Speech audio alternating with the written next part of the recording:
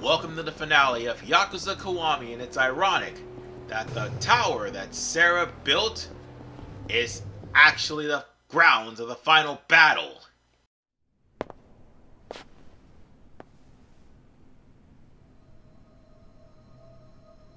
Haruka.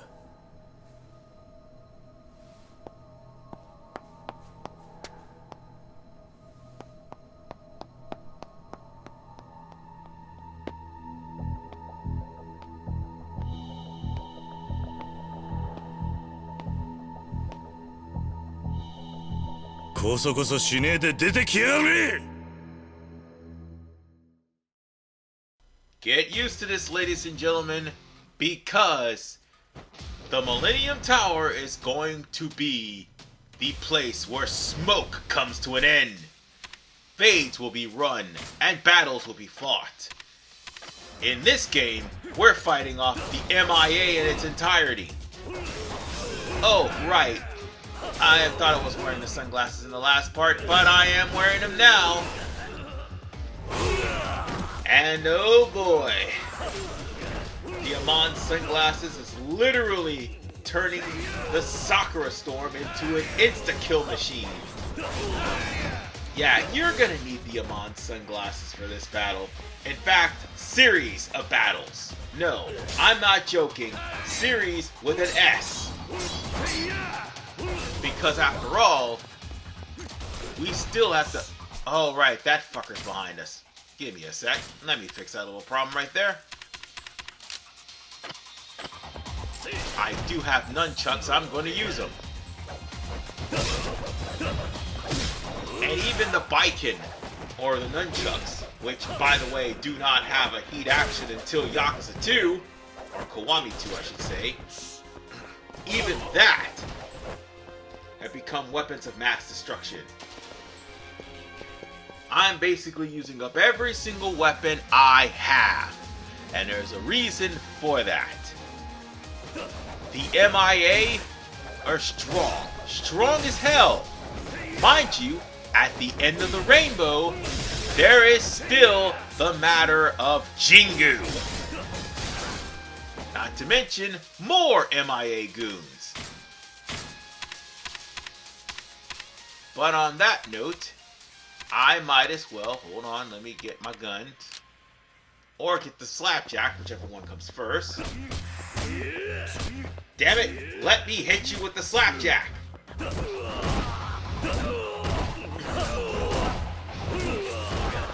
Yeah, might as well just knock these guys out of their positions. But there is the matter of Jingu, as well as the final battle of the game, Nishikiyama.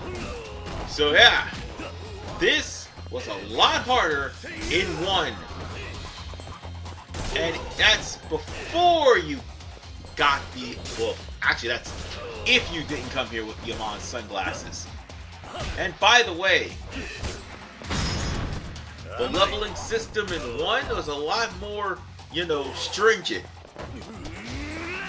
So even if you were at max skill, it doesn't matter. These guys actually had the health to make up for the fact that you were at max skill. So you kind of had to get as much experience points as humanly possible to max out your skills. And that's all there is to it. Otherwise, you'd be sitting there like a dead duck. I mean, Kiwami made it somewhat easier, but in a trade-off, it's also harder because of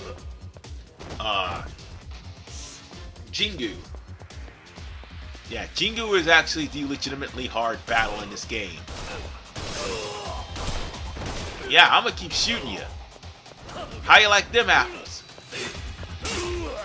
Okay, you like them just fine. It's alright, that's alright. I beat Joe Amon, I can beat you too. Bitch! So, let's grab a gun that actually has bullets in it. And I think we gotta head downstairs. And there's the rest of the MIA. Feel free to shoot them.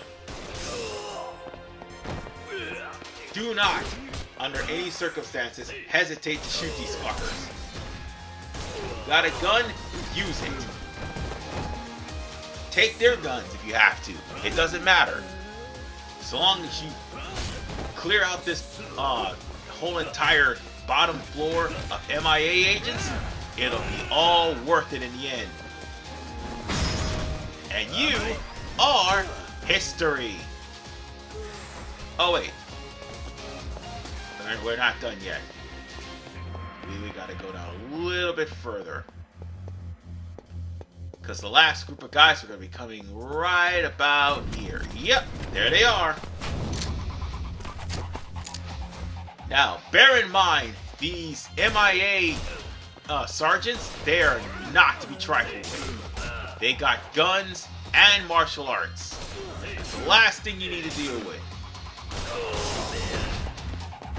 Just try to get rid of as many MIA agents as humanly possible with the stray guns you pick up, and that'll pretty much make your battle a lot simpler. But Dragon of Dojima is your best bet. Well, at least a powered up Dragon of Dojima is your best bet.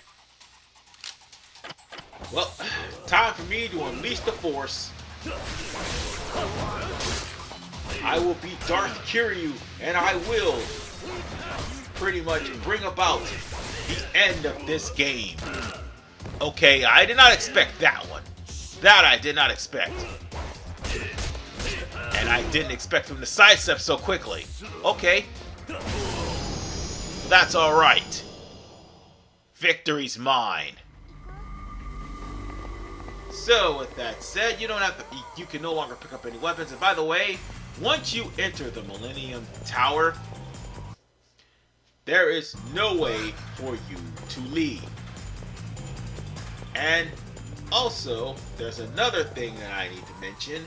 That portion of the Millennium Tower does not have any drops or items. So, it would be in your best interest to carry a bunch of items. Be it stamina royals or stamina sparks. It would be a lot easier for you to do that.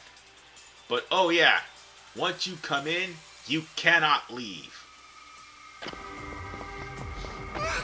So the only way for you to go any further is to get to the elevator. So, to the elevator, folks, and to the final battle.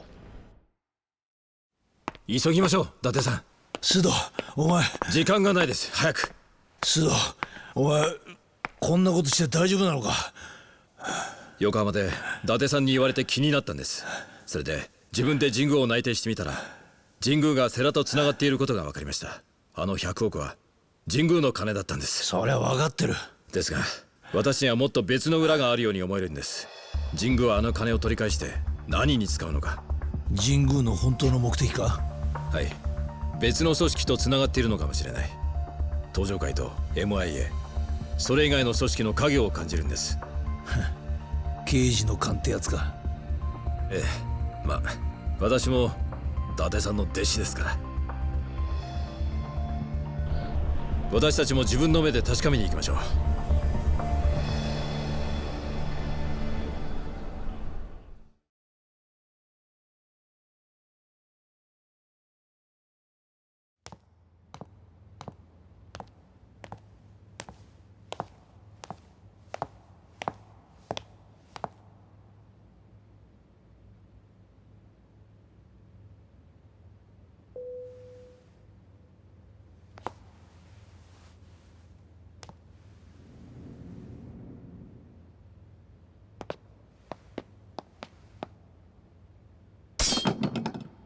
ユミ。カズマ。はるか。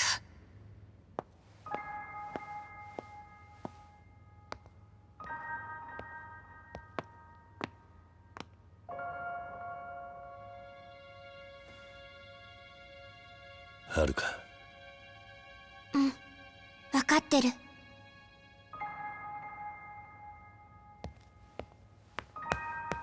はるか。お母さん。お母さんなんだよね。はるか。ごめんね。辛い思いさせてごめんね。お母さん。私ね、お母さんね、本当はあなたと一緒にいたかった。でもね、自分がお母さんだっていうことができなかったの。いいよ、お母さん、分かってるから。私嬉しいよ。おじさん。よかったな、はるか。おかえりなさい、カズマ。遅くなって悪かったな、ユミ。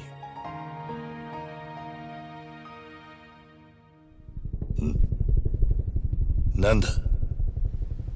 きっと彼が来たのよ。奪われたものを取り返しに。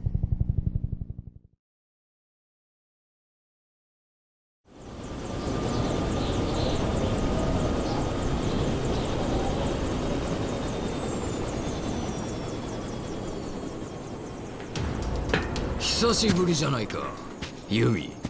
それにハルか。お前が神宮。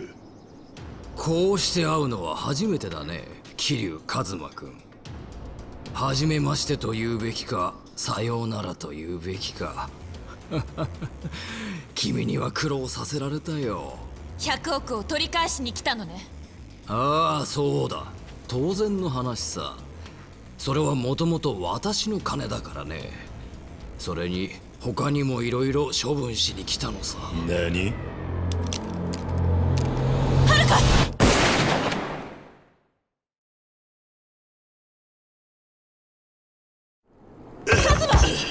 おじさん。ジング、お前。バカな男だ。まあヤクザなど皆こんなものか。お前、どうして自分の娘を撃てるんだ。仕方ないことさ。その子供は私にとって邪魔者でしかない。私の今後、いやこの国の今後のためには必要のないものなのだよ。自分が愛した女とできた子、どうしてそんな簡単に。カズマ、この人にはそんなこと言っても無駄よ。この人の頭の中にはそんな感情はないの。自分が出世することしか考えてない。何を分かったようなことを言ってるんだ。私に捨てられた女に何が分かるというんだ。知ったような口を叩くんじゃない。私には分かるわ。どうして世良さんがあなたを裏切ったか。あなたは国のため、政治のためと言って全てを切り捨てて生きている。でもね、それは全部言い訳。結局は自分がのし上がるための理由でしかない。そんな信念はすぐに嘘と分かってしまう。ふざけるな。お前や世良ごときに私の何が分かるというのだ。ユミ。あなたには何を言っても無駄ね。自分が恥ずかしくないの。随分な言いようじゃないか。でももうそんなことはどうでもいい。ここでお前らは終わりなんだからな。そうかな。まだ終わってへんのちゃうか。寺だ。これで力は五分五分や。風間さんの意志はまだ生きとるんやで。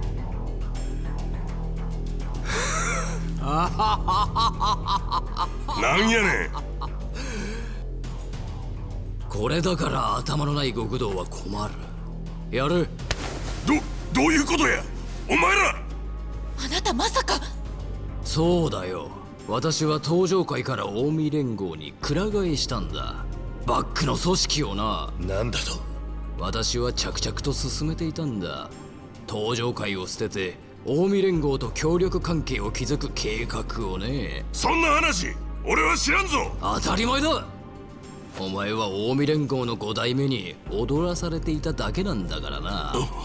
もう1年前から話は進んでいたんだよ。5代目と私の間でね。私は世良が私を裏切ることは分かっていた。彼は融通の利かない男だったからね。理想を求めずっと私を支援してきてくれたが、結局は現実の前にくじけたんだ。現実だと。ああ、そうだ。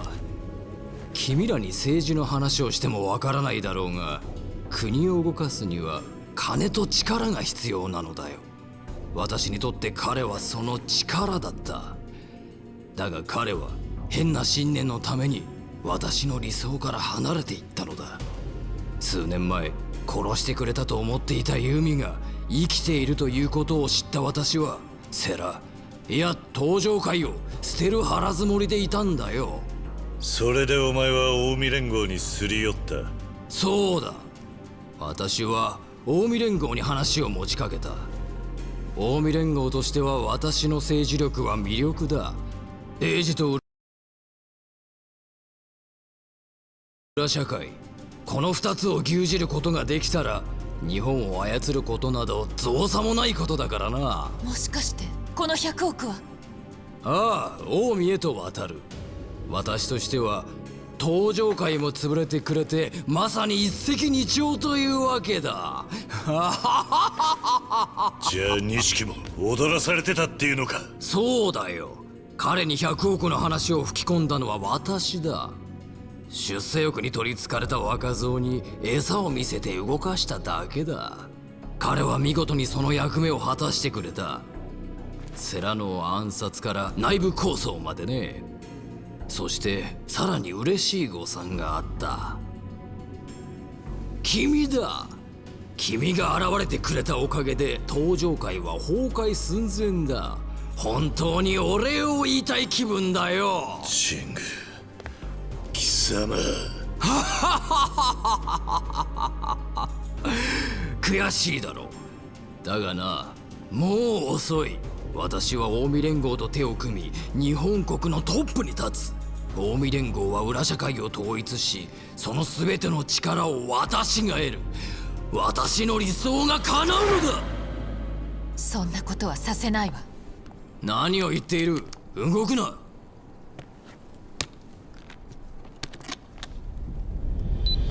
何指。もうこれであなたは私を撃てない。これが爆発すれば店の中にある100億も一緒に消えてなくなる。私は100億をあなたには渡さない。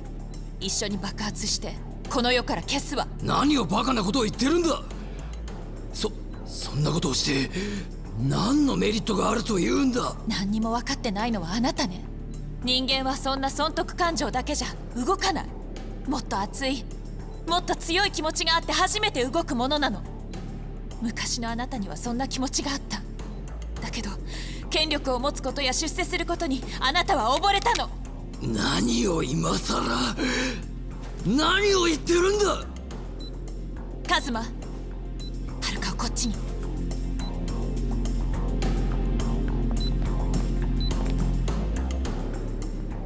これでユミとハルカには手出しできねえな、ジング。なあジング、セラ会長はな、あんたが何を考えているかなんてお見通しだったんだよ。何？会長はあんたに気づいてほしかったんだ。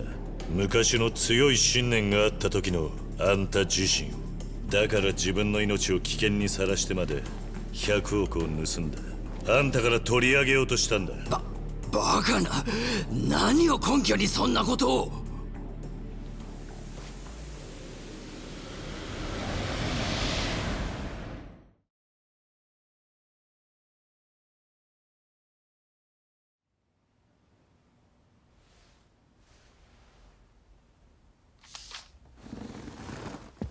風間さん、頼みます。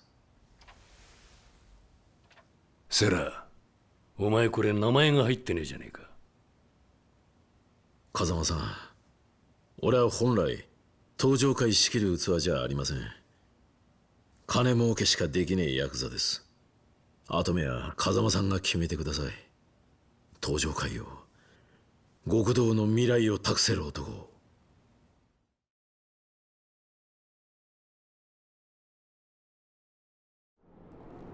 遺言状だと。あんたは遺言状の存在を錦にちらつかせ、内部分裂を画策したんだろうが、本当にあったんだよ。会長とおやつさんが命がけで残したんだ。うるさいセラめこの後に及んで私を舐めるような真似をしよって。そんなもん今となってはただの紙切れだ。俺が死ねばなあ。だがそうはさせねえ。俺は風間のおやつさんや世良会長が残してくれたもんを守る。俺は登場界4代目桐生一馬だ。 As much as I seriously don't trust Terada, he didn't deserve to get his ass whooped like that. Well, I know somebody in the comments is gonna mention it, but Yakuza Kiwami 2 might say otherwise. So, with that said, I said it and got it out of the way. And now, as for the goddamn Omi Alliance, asserting my dominance is the best way to do that. And I'm getting kicked right now. But don't worry, that'll all change. We just have to get rid of as many of these punks as humanly possible. Because after all, you do not have any healing whatsoever in this battle. So with that said, clear out as many Omi Alliance members as quickly as humanly possible, if you can. さすが一人でよくもそこまで頑張れるものだな。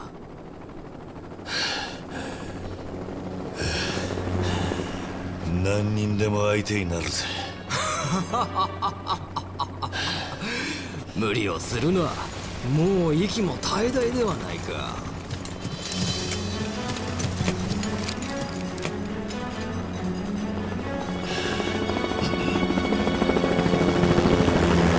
藤川桐生、伊達さん、神宮恭平、今4課が逮捕状を請求した。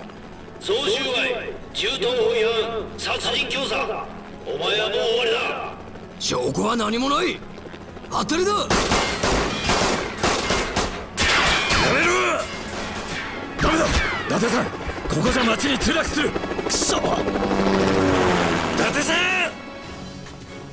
こうなった以上全員死んでもらうほかない。覚悟はいいね。 Alright guys, now it's time for the final boss, Kyohei Jingu. How shall I put this? This boss sucks! And you wanna know why this boss sucks? You can't really get to him. It's his henchmen that are the problem. In fact, you're surrounded by pretty much all of the MIA, and you got at least some health here. EX, that health is gone. G-O-N-E, gone. So whatever you did not buy on the way here, sucks to be you. So yeah, you might want to, for the most part, pick up whatever health that you can pick up, and moreover, you're going to have to clear out these goons as quickly as humanly possible. You got Stamina Royale? Just bring them. Just bring them. Just bring them. Because without any of the skills you have, Jingu is going to be a pain in the ass. And moreover, that new shotgun is going to definitely come in handy. Wanna know what else will come in handy? Getting rid of all of these godforsaken MIA agents. Oh, and some of them also will have heat. So yeah, have fun with that. Alright. I gotta be careful though, because some of these MIA agents are actually weapon masters, so I can't really disarm them. Oh, you fuckers. Alright, you want to play with guns? We'll play with guns. Let me get up first and let me... Yeah, let's keep that one. Actually, let's use this one. I'll show you how to play with guns, you bastards. Anybody else? Huh? No? Oh, those guys.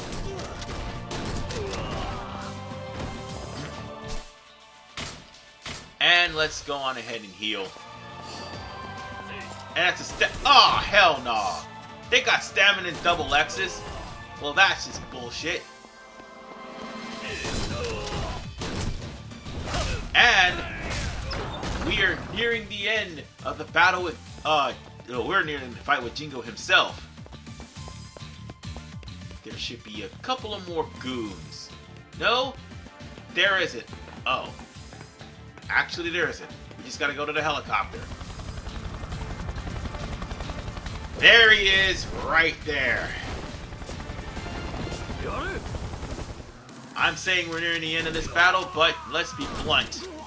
That's not the case. The MIA kernels are going to be the biggest point of this battle. And me using this shotgun with the Amon sunglasses is basically making this as easy as humanly possible. And you want to know why? Because they all have one thing in common. They will shoot Kiryu, and one more thing. When their health is down low, you have to beat them twice. That's why I said win by any means necessary. But I'm doing this on normal, so that's a big difference in me actually doing this with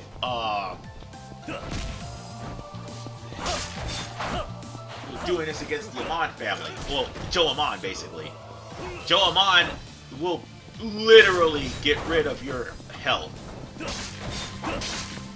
And unfortunately, I can't deal with Jingu until his damn goons are down and out for the count once again.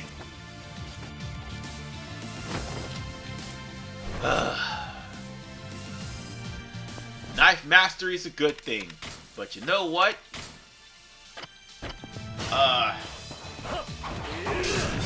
I'm gonna make this. Oh, and yeah, Jingu also heals too, so there's that. Oh, and if you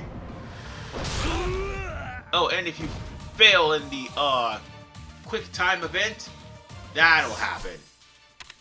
Mind you, I'm maxed out, so that didn't do too much damage. If I wasn't maxed out, I'd be dead by now. But thankfully, all you have to do is kill the guards so that Jingu will finally be down and out for the count. That's all you have to do. And there's one of those MIA kernels. I'm gonna go ahead and focus on Jingu because one of the guards needed to be gone. And that takes care of him, and that only leaves the MIA kernel. Yeah. I'm making this quick, easy, and painless. Because that Kevlar is making it to where the Colonel won't take too much damage. But that's okay. He's done. And that, folks, was the final battle of the game. Because the next one's not that hard.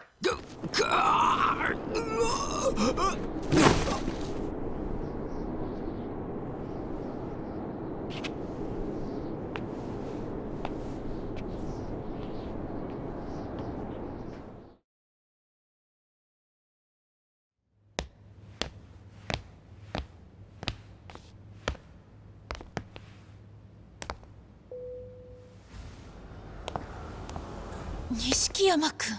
終わったか。これでようやく落ち着けるな。錦。なんだそれ。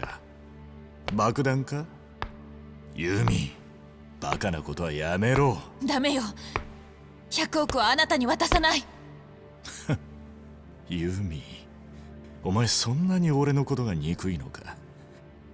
まあそうだろうな。当然の話か。錦、お前まだ諦めていないのか。当たり前だ。俺はどんな犠牲を払っても登場界の跡目になる。なあ錦、そりゃ無理だ。お前神宮に踊らされていたんだ。神宮の本当の目的はな。なことは分かってる。分かってたんだよ俺は。どういうこと？言ったろ桐生。俺は10年前お前を裏切ったあの日から誰も信用しちゃいねえってな。神宮が俺に話を持ってきた時から信用しちゃいなかったんだ。じゃあお前は全てを知ってた。ああそうだ。俺は負けたくなかったんだよ。俺はお前に負けたくなかったんだよ桐生。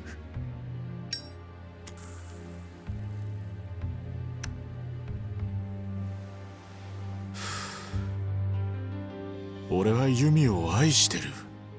だがユミは一度も俺を振り向いてはくれなかった。ユミの中にはお前しかいなかった。10年前の事件の後、俺の目の前からお前という存在が消えた。その時俺は決意したんだ。運命を変えるためにどんな犠牲も払うってな。その犠牲が親さんやレーナだったっていうのか。そうだ。俺は100億を手に入れ登場界を継ぐ。そしてお前から弓を奪い返す。それで初めて俺の運命が変えられるんだ。錦山君、やっぱり分かってない。何？そんなことして何になるの？そうやって変えた運命じゃ幸せになんてなれない。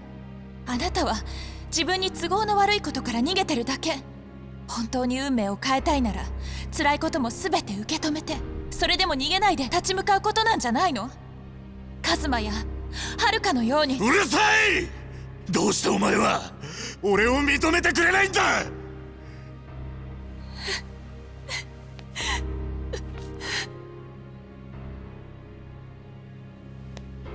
錦、なんだ？俺にはお前の苦しさがわかる。俺は一番大切にしていたお前たちを失った。もう戻ろうと思っても10年前に戻ることはできねえ。もうその運命から逃げることはできねえ。だから決着をつけよなあ、決着をつけよう。俺たちの戦いに。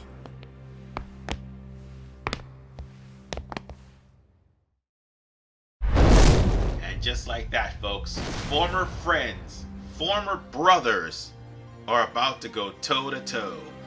Jingu was nothing more than dog shit compared to this battle. Nishikiyama, Kiryu, one-on-one. This is my favorite battle in the game. I'm not gonna sit here and lie to you. I love this battle. It's a shame that Jingu happened afterward. No, before actually. And unfortunately, I had to stop because it was hitting the 1 hour mark on my Xbox One. So I had to start a new recording. That's what that was. So you can fight him toe to toe, or for the most part, you could pick up items and actually use against him. By the way, he doesn't have items in the final battle, so bear that in mind. You have the tiger drop, use it whenever you can. And in case you're wondering, the more he lowers his health, the worse things become. Oh, by the way, you don't want him to heal, because this battle will take a lot longer. And it is in your best interest to complete Majima everywhere. Look at how much damage that one heat climax did. It literally took 1.5 bars from him. If you want to tiger drop him, by all means. He doesn't gain health back unless he reaches a threshold. But he has about 6 health going in. Or 5 health going in. Oh, no, you're not healing again. Hell no. Brute force this shit. You will not heal. Thank you. We just need to get through the final battle, folks. Because once we get him down to the last bar of health, we're in the clear. You just gotta make sure that he doesn't get back his health. And just like with Joe Amon and all the other bosses I just faced, the higher his health, well, he is going to gain back. Well, actually, let's put it like this. The higher his health, that he'll stay, but he'll do more damage. And the longer this fight will take. The lower his health is, I'm just going to say, it's going to be even more more powerful and more, I would say, faster. It would be like Joe Amon just now. The only difference is he doesn't have like insta kills. But there is one particular point that you need to be careful, and that's when you get to the actual quick time event. If you get to the quick time event and you fail it, you're screwed. And we managed to make it to that threshold. It's almost done, folks. Yep, we're at the threshold right now.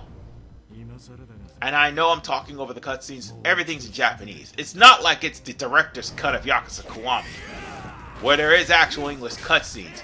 But if you fail to press Y, you are going to lose. Plain and simple, you are going to lose. Well, since I pressed Y as many times as I could, this battle is finished. And that's the end of the game, folks.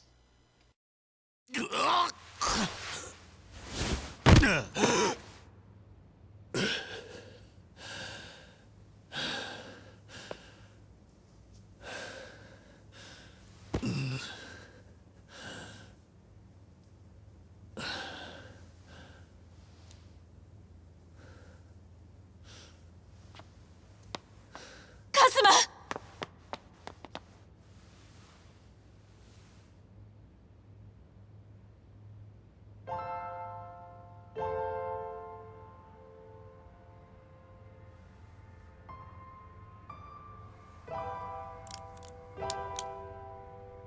ユミ、これは。ごめんね。私、あなたのことずっと忘れられなかったの。記憶を取り戻した後も、こうしてあなたのことを。私、弱い女だった。記憶を失ってからも、本当はあなたのことだけは、うっすらと覚えていたの。名前は思い出せない。でも、あなたの笑顔や仕草が浮かんでいた。でも誰だかわからない。すべてを思い出せない。そんなあなたのことを待ち続けることができなかった。だから神宮のことを。でもね、はるかは何もかも失った私にとってたった一つの宝物だった。だからはるかとお別れに行った時、思わずこのペンダントをあげてしまったの。私の一番大切なものを持っていてほしかったから。はるか、私のせいで怖い思いさせてごめんね。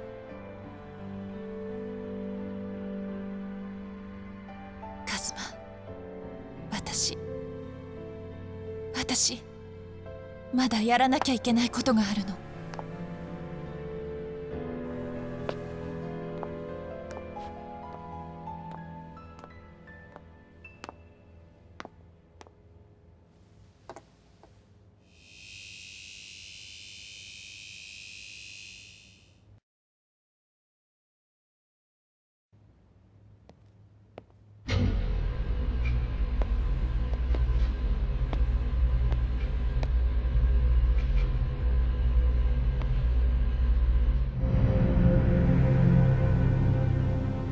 お金はあってはならない。だからもう消そうと思うの。ユミ、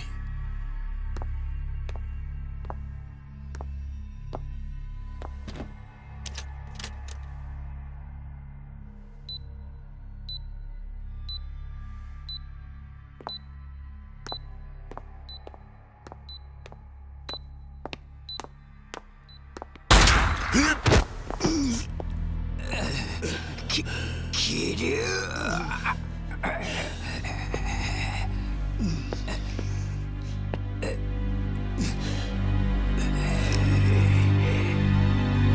はるか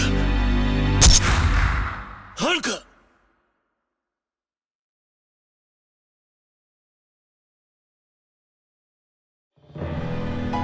ユミ。お母さん。ユミしっかりしろ。大丈夫か。お母さん。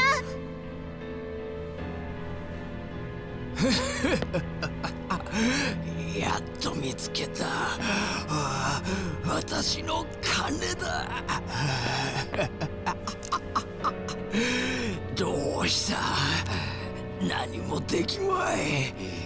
お前らはこれで終わりだ。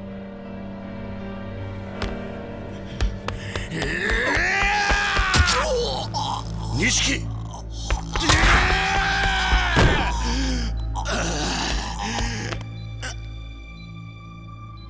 こんなやつに好きにさせてたまるかよ。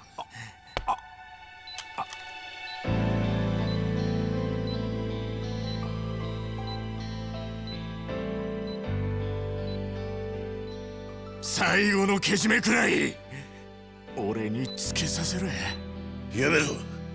やめるんだ。錦。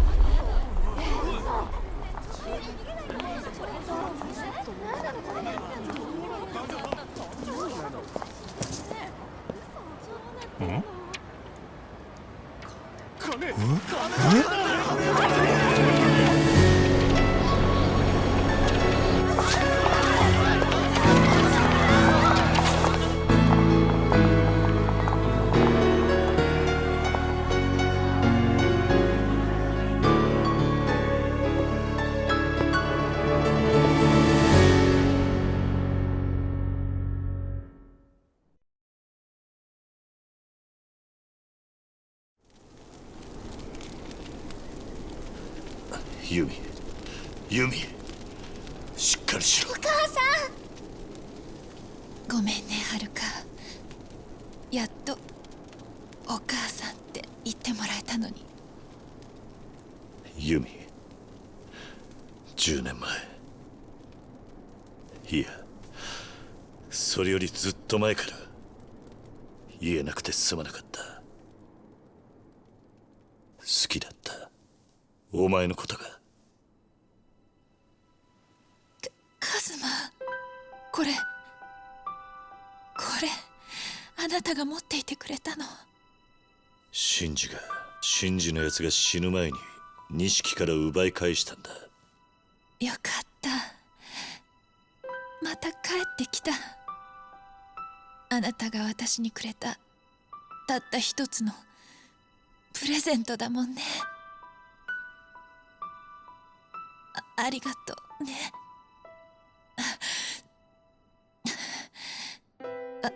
私結局全てから逃げてたのかもしれない。あなたからも錦山くんからも。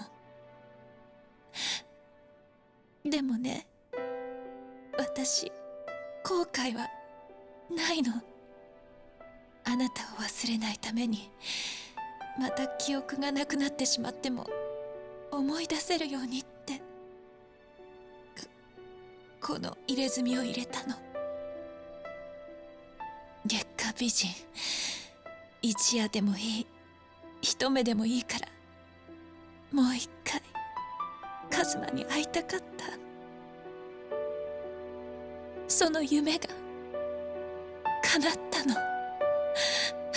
お母さん。はるか、いい？はるかはどんなことがあっても逃げちゃダメ。逃げたら私みたいに幸せ逃がしちゃうから。いい？絶対に逃げちゃダメ。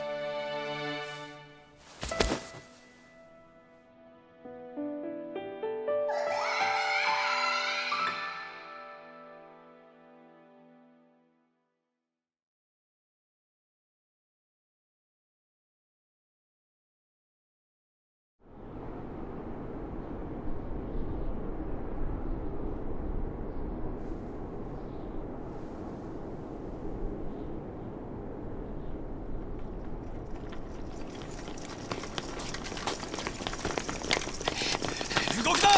そのまま手を挙げろ！桐生一馬だな。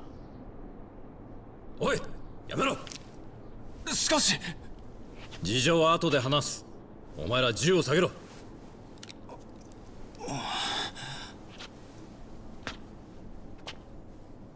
桐生、お前は悪くねえ。だがこの山で逮捕されたらもうシャバに出れん。俺についてこい。もういいんだ、伊達さん。弓も錦も風間のおやっさんももうみんないない。だから人思いに逮捕してくれ。ふざけるな！お前の戦いはまだ終わってねえはずだ。かけがえのねえものを守り続けろ。逃げるんじゃねえ。かけがえのない。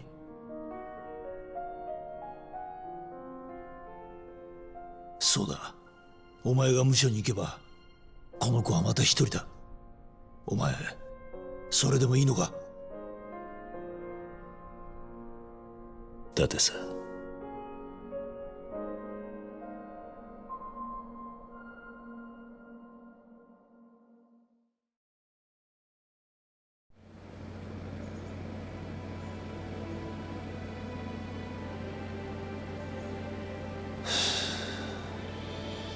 会長、待ってください。来やがったな。おい桐生、こっちだ。じゃあお前らしっかりやれよ。行くぜ。頼む。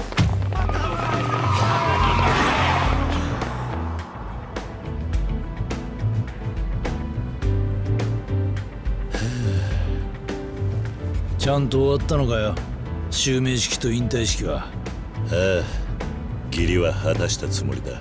しかし聞いたことねえよな、組長の襲名披露と引退式が同時なんてよ。で5代目は誰にしたんだ？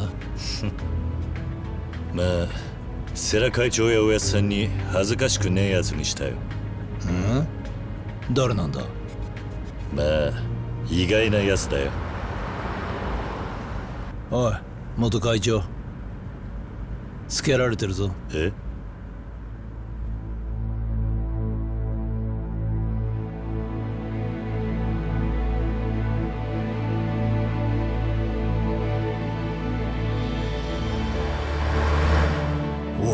もしかしてあいつが5代目なのか？ああ、奴ならきっちり登場会を立て直すさ。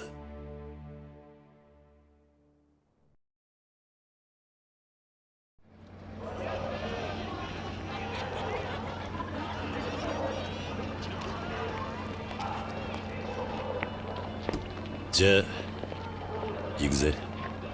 ああ、もう戻ってこないのか？さあな、また伊達さんから呼ばれることがあれば来るかもしれないぜ。そうか。だが残念ながらそれはないと思うぜ。俺はしばらく鞘と暮らしてみるよ。今までになかった家庭ってのを楽しんでみるさ。おう、じゃあなおさら俺がいない方がいいな。ああ、もう胃が痛い毎日とはおさらばだよ。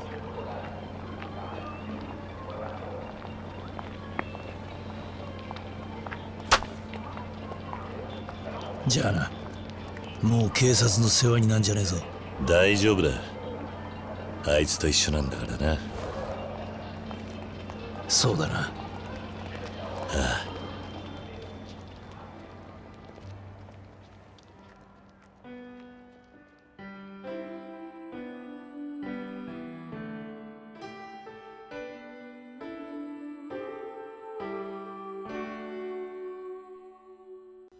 And with that, ladies and gentlemen, Yakuza Kiwami and Kiryu's Hood Chronicles is done for now.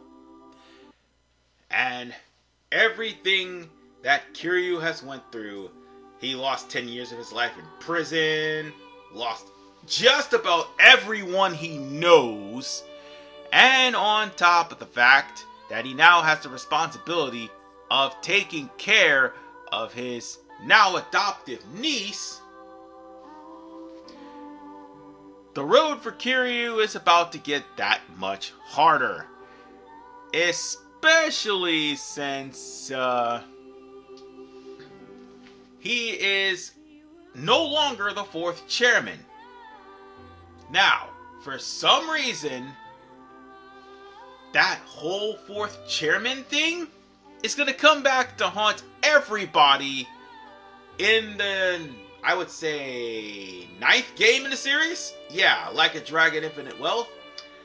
And it would be told in the most inexcusably terribly way. So when I get to Like a Dragon Infinite Wealth, you'll understand why. But in the meantime, the whole story was actually pretty good. I would just say the main thing that I hated about this game was pocket circuit fighting. That's the main thing. Everything else was just fine. I had my fun with the game.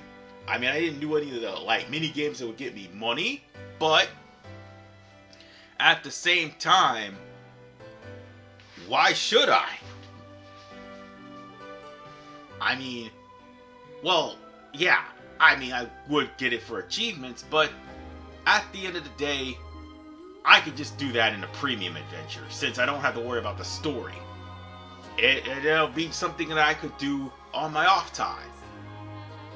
But when it comes to the actual story, that's the one thing I was invested in, and I got invested, and I played it through to the end multiple times.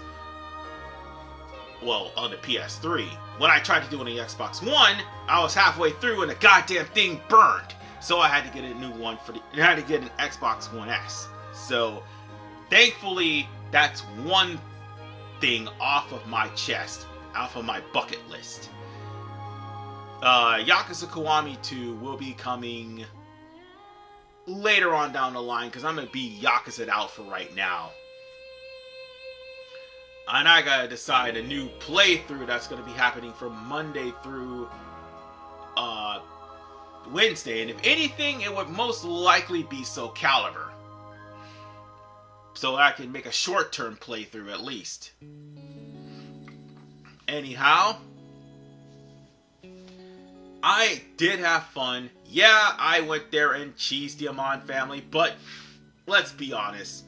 They're assholes, and they're going to pull some ridiculous bullshit that makes their fight harder, and sometimes the reward is worth it. In some cases, like 3, 4, Like a Dragon, and also Infinite Wealth, it's not worth it. It's literally not worth it. So, with that said, ladies and gentlemen, I dare say that Kiryu made a terrible, horrible mistake in character and in judgment for what he has done. He literally set the stage for Yakuza Kiwami 2. And that is going to literally bite Kiryu in the butt. But with that said, ladies and gentlemen, I hope you all enjoyed all 69 parts of Yakuza. I find it ironic that this part ends in part 69. It's the most ironic yet most hilarious way to end a part. But still, I had to turn the volume down just a little bit because YouTube will get anal with copyright. It's the YouTube humans. They do not know how to run a website. They just have algorithm for censorship and they think they're gods. Seriously. But in all honesty, folks, Compared to all the other Yakuza I played, I'd say Zero and Kiwami were like the best ones, bar none, hands down. The ones that didn't actually play very well, I would say 3 would be like the worst in combat, and next in line I'm going to just say that 5 is the next worst one. I'm not even going to sit here and lie to you. 3 would probably be the worst as far as combat is concerned. And when I ever get to that game, I'm not doing Kiwami 3. I heard stories. I'm not doing Kiwami 3. I'm going to end up having to do the original, which is equally as bad. So, all I have to say is thank you all for sitting through my commentary, for watching me play, and for more importantly, watching me pull out humongous weapons and blasting my enemies straight to hell, asserting my dominance. Why? Because it has to be done. It had to be done. And how long are these credits are gonna take? I mean, is that everyone that worked on the goddamn game? Every single one?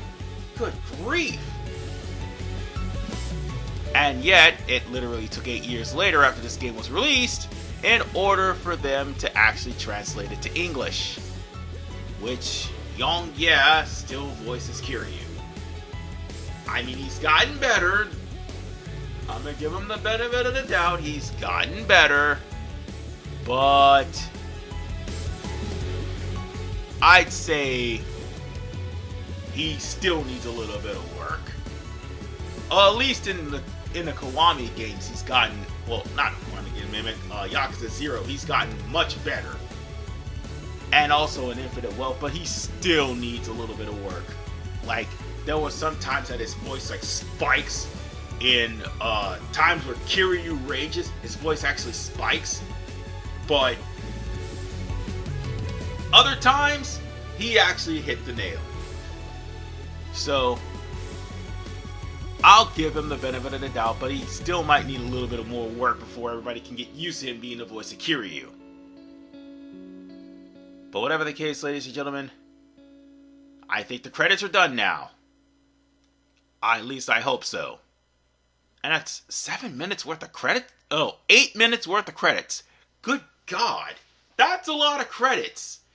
Oh, and we do have a post-credit scene, so now I can finally shut up. But, folks, enjoy that, and I'll see ya.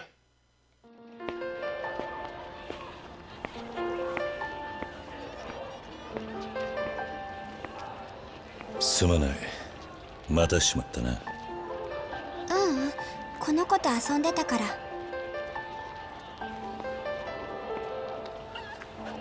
私、もう行かなくちゃ。元気でね。連れてくか。ここにいればこの子はお母さんと会えるかもしれないから。あ、お母さん。ごめんね、ゆうちゃん。遅くなっちゃった。ねえねえ、お母さん。サンタさん、今年も来てくれるかな。そうね。ゆうちゃんがいい子にしてたらきっと来てくれるわ。じゃあ私いい子にする。毎晩お母さんの肩叩いてあげるから。あら、ほんと嬉しいわ。それじゃ早くお家に帰ってサンタさんを迎える準備しないとね。おじさん。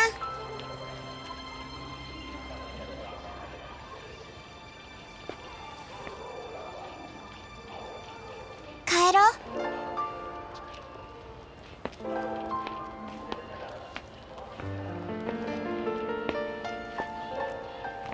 ねえ、おじさんは何歳までサンタさん信じてた？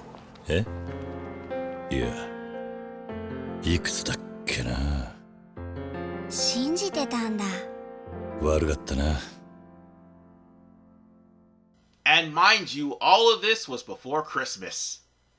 So, it's the end of Yakuza Kiwami. And with that said, next week, Soul Calibur 6 will pretty much pick up the Monday through Wednesday slot because I gotta have a short-term project. And I'll see you all next time. Well, I'll see you all in Soul Calibur 6. Peace out and take care, everybody. Thanks for watching.